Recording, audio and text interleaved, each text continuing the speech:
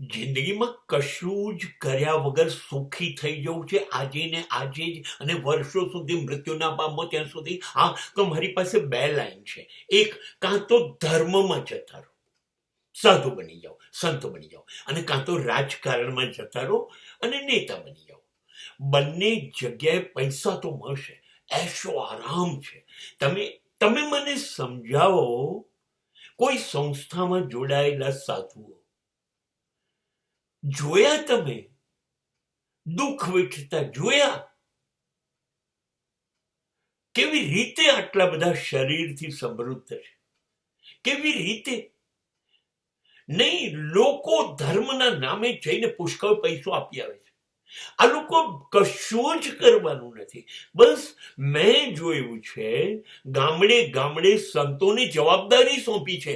આ ગામમાં જઈને તમારે 5 જણાએ આટલા લાખ લઈ આવવાના, બીજાને બીજું, ત્રીજાને ત્રીજું. અરે આખો વિસ્તાર ગામડે ગામડે સાધુ ફરી અને મહારાજ આયા છે એમને આપવાનું. લાખો રૂપિયા ઉઘરાઈ જાય છે, લાખો રૂપિયા, અને કરોડો રૂપિયા એમની પાસે ભેગા થઈ જાય છે.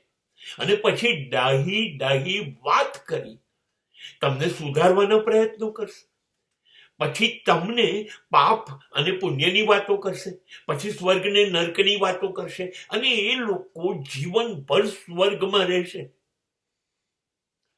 અદ્ભુત રહેવાનું, અદ્ભુત ખાવાનું, ડાહી વાતો કરવાની, અને લોકોને મોક્ષ અપાવવાની, ફી વસૂલ કરવાની.